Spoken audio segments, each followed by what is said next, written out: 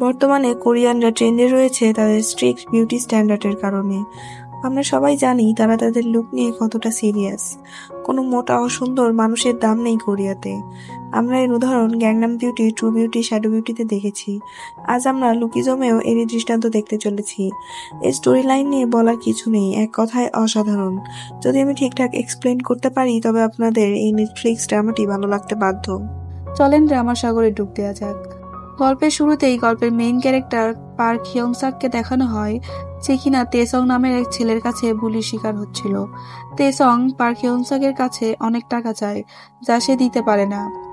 তাই তাকে যা করতে বলা হয় পার্ক হিয়ং-সাককে সেগুলোই করতে হয়। সেখানে আরেকজন ছেলে এবং মেয়ে এসব দেখছিল আর মজা নিচ্ছিল। তারা হিয়ং-সাককে কুকুরের মতন ডাকতে বলে। হিয়ং-সাক সেসবই করছিল, তারা তাকে যা করতে বলছিল। তবুও তেসং তাকে অনেক মারে আর বলে মোটা শুকরের মুখে কুকুরের ডাক মানায় না। ওখানে দাঁড়িয়ে থাকা মেকআপ সুন্দরী বলে, ছি দেখো নড়লেও শরীর কেমন কাঁপছে, কেউ কি করে এত মোটা হতে পারে। হিয়ং-সাক এসব শুনছিল আর কষ্ট পাচ্ছিল। তেসং তখন বলে, তোর জন্ম নেওয়াই এক ধরনের অভিশাপ মোটা শুকর। সিন শিফট হয়, আমরা দেখি হিয়ং-সাক তার জীর্ণশীর্ণ বাড়িতে নিজের জন্য খাবার বানাতে যায় আর আনমনে সেসব কথা ভাবতে থাকে যা তার সাথে কিছুক্ষণ আগেই ঘটে গিয়েছে। আর মনের অজান্তে কষ্টে গুনগুন করে গান গায়। তখন তার মা বাড়ি ফেরে আর বলে, তুমি একজন ভালো গায়ক হতে পারতে হিয়ং-সাক। তাই বলে সে হিয়ং-সাকের জন্য রেঁধে দেয়। আর হিয়ং-সাক বলে সে তার স্কুল ট্রান্সফার করতে চায়। তার মা বলে তারা এমন কম ভাড়ায় বাসা কই পাবে, তাছাড়াও তার অন্য জায়গা থেকে কাজ করতে আসতে অনেক কষ্ট হবে, তাদের কাছে এত টাকাও নেই। আর হিয়ং-সাকের কি তার ফ্রেন্ডের কথা মনে পড়বে না? ফ্রেন্ডের কথা শুনে হিয়ং-সাকের মনে পড়ে যায় প্রতিনিয়ত সেই স্কুলে কিভাবে বুলির শিকার হয়, আর তার অনেক রাগ উঠে যায়। সে এক ঘুষিতে দেয়ালে গর্ত করে দেয় আর বলে, তুমি আমার জন্য কি বা করেছো? তাই বলে সে রাগ করে নিজের রুমে চলে যায়। পরের দিন স্কুলে তেসং তাকে গোল পোস্টের সামনে দাঁড় করিয়ে দেয় আর বাজি লাগে কে আগে হিয়ং-সাকের মুখে সজোরে বল মারতে পারে। তেসং বল মারলে ভয়ে হিয়ং-সাক সরে যায়, কিন্তু অপরপক্ষ হিয়ং-সাকের মুখে বল মেরে দেয়। এতে তেসং বাজি হেরে গিয়ে সব রাগ হিয়ং-সাকের উপর ঝাড়ে, তাকে অনেক মারতে থাকে। হিয়ং-সাক বলে যে আমি তোমার বাজি হারার সব টাকা দিয়ে দিব, কিন্তু তেসং তাও তাকে ছাড়ে না। তখনই তার মা সেখানে চলে আসে আর এসব থামায়। পাশ থেকে মেয়েরা বলাবলি করছিল, হিয়ং-সাক তার মাকে গিয়ে নালিশ করেছে, ও কত লুজার। এতে হিয়ং-সাকের অপমান বোধ হয় আর সে তার মাকে থামিয়ে তেসং এর কাছে মাফ চায়। পরবর্তীতে বাসায় গিয়ে হিয়ং-সাক তার মায়ের কাছে পূর্বের ব্যবহারের জন্য ক্ষমা চায়।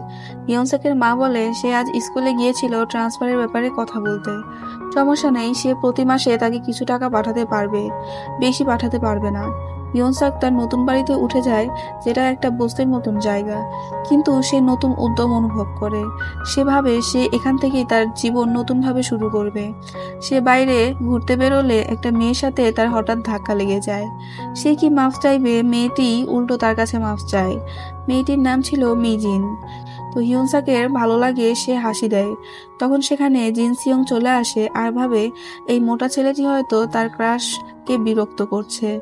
সে বলে, কি হয়েছে? তখন হিয়ং-সাক বলে, আমরা কি একসাথে কফি খেতে যেতে পারি? তাই বলে সে হাসি দেয়। জিন সিয়ং এর রাগ উঠে যায় আর সে হিয়ং-সাককে মারতে শুরু করে। বেচারা হিয়ং-সাক তো শুধু বন্ধু বানাতে চেয়েছিল। সেখানে থাকা সকলেই মারামারির সকল দৃশ্য ভিডিও করতে থাকে আর তা পোস্টও করে দেয়, যা রীতিমতো ভাইরাল হয়। সেখানে অনেক কমেন্টও আসে এমন, এই মোটা যে স্কুলে পড়ে আমি জীবনেও এই স্কুলে পড়তে চাইতাম না, এ বেঁচে আছে কেন, ভালো যে আমি ওর মতন নই, এমন অনেক কিছু। এগুলো দেখে হিয়ং-সাক অনেক কান্না করে। সে ভাবে সেও তো মানুষ, তবে তার সাথে সবাই এমন কেন করে? সে একটু মোটা বলে কেউ তার সাথে মিশতে চায় না, সবাই শুধু তাকে মারতেই থাকে, গুলি করতেই থাকে। কাঁদতে কাঁদতে বেচারা ঘুমিয়ে যায় আর ঘুম থেকে উঠে দেখে তার বেসিন, সিলিং সবকিছুই অনেক নিচু লাগছে। আয়নায় তাকিয়ে সে নিজেই নিজেকে বিশ্বাস করতে পারে না, এটা কি সে নাকি অন্য কেউ? কিভাবে সম্ভব? সে যে কোনো কেপপ আইডলের মতন লম্বা আর হ্যান্ডসাম হয়ে গিয়েছে। সে তার পুরনো শরীরের কাছে গিয়ে তাকে ডাকতে থাকে আর জায়গা পেয়ে ভাবে এটা হয়তো তার স্বপ্ন, কিন্তু পাশে তার নতুন শরীরকে দেখে সে বুঝতে পারে যে এটা তার স্বপ্ন নয়।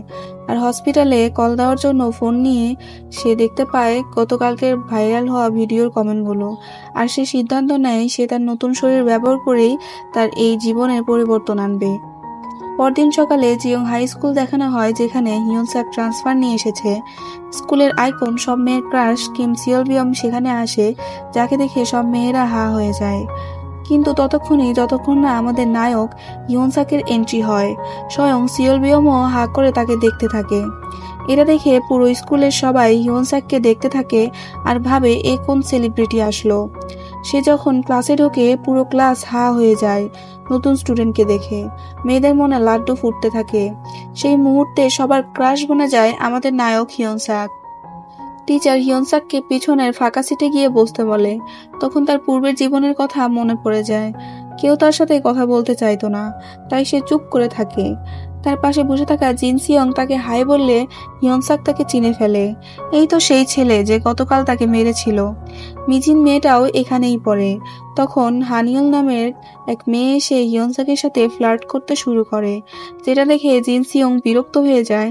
আর যখন দেখে তার ক্রাশ মিজিনের নজরও হিয়নসাকের দিকে, তখন সে অনেক হিংসা অনুভব করে। হিয়নসাক ক্লাসে বসে ঝিমাচ্ছিল।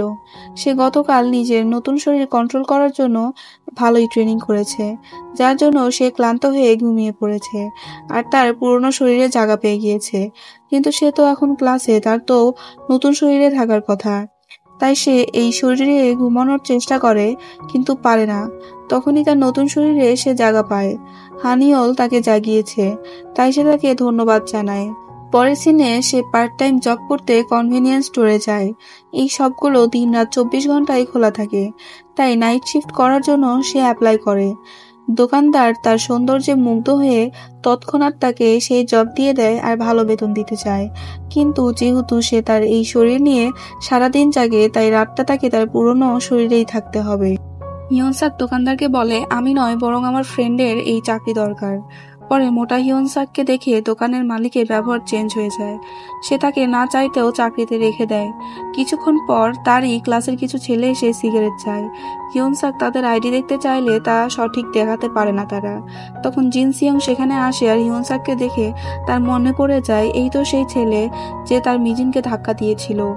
আবার তার নাম দেখে তার রাগ তো আরও বেড়ে যায়, কারণ এর নামও হিয়নসাক। আর ক্লাসে নতুন যে ছেলেটি এসেছে যাকে দেখে মিজিন তাকিয়ে থাকে, সেই ছেলেটির নামও হিয়নসাক। তাই সে আর নিজের রাগ কন্ট্রোল করতে পারে না আর মোটা হিয়নসাককে অনেক মারতে থাকে। আর বাকিরা তাকে উলঙ্গ করে ছবি তুলে নেয়। পরদিন ক্লাসে তারা এটা নিয়েই ভাব মারছিল। জিন সিয়ং এর পাঞ্চ নাকি কেউ কখনো ডজ করতে পারেনি। আরো বলতে থাকে হিয়নসাক কত মোটা, একদম শূকরের মতন। ওর মাও মনে হয় একটা মোটা শূকর। নিজের মা সম্পর্কে এমন আজে বাজে কথা শুনে হ্যান্ডসাম হিয়নসাক বলে, তোমাদের ওর মা তুলে কথা বলা মোটেও উচিত হয়নি। তখন জিন সিয়ং দেখে মিজিন হিয়নসাকের দিকেই তাকিয়ে আছে। এটা দেখে তার অনেক হিংসা হয় আর সে চেয়ার ফেলে উঠে দাঁড়ায় মারপিট করার জন্য। সে হিয়নসাককে পাঞ্চ করতেই যায়। হং জে-ইয়োল তাকে বাধা দেয়, কিন্তু সে তাকে ছাড়িয়ে হিয়নসাককে অ্যাটাক করে। কিন্তু হিয়নসাক সহজেই তা এড়িয়ে যায়। এটা দেখে তো সবাই অবাক। কেউ কখনো জিন সিয়ং এর পাঞ্চ এড়াতে পারেনি। যতই হোক সে একজন ভালো বক্সার। সে একাধারে পাঞ্চ করতেই থাকে হিয়নসাককে, আর হিয়নসাক সবগুলোই ডজ করতে থাকে। কেননা সে ছোট থেকেই এত মার খেয়েছে যে সে একসময় সকলের আসা পাঞ্চগুলো দেখতে শুরু করেছে। একসময় সে হিয়নসাকের পাঞ্চ আটকে ফেলে। অন্যান্য ক্লাসের স্টুডেন্টরাও সেখানে জড়ো হয়ে এই মুহূর্ত এনজয় করতে থাকে আর সবকিছু ভিডিও করতে থাকে, যেটা দেখে হিয়নসাকের সেই দিনের কথা মনে পড়ে যায় যেদিন জিন সিয়ং তাকে সবার সামনে মেরেছিল। সেদিনও সকলে এইভাবেই ভিডিও করেছিল। এমনকি তার এতদিনের সকল মারের কথা মনে পড়ে যায় আর তারা তার মাকে কিভাবে অপমান করেছে সেই কথাও তার মনে পড়ে যায়। সে জিন সিয়ংকে এত জোরে পাঞ্চ করে যে জিন সিয়ং আর উঠে দাঁড়াতে পারে না। এই ভিডিও ভাইরাল হয়ে যায়। অন্যান্য ক্লাসের লিডাররা বিষয়টা জানতে পারে আর হিয়নসাককে তাদের শত্রু ভাবতে শুরু করে। বিশেষ করে আর্কিটেকচার ক্লাসের ভাস্কো, যে কিনা তার বক্সিং এর জন্য বিখ্যাত, সে হিয়নসাকের পিছনে পড়ে যায়। তার মূল লক্ষ্য হয়ে দাঁড়ায় হিয়নসাকের ধ্বংস।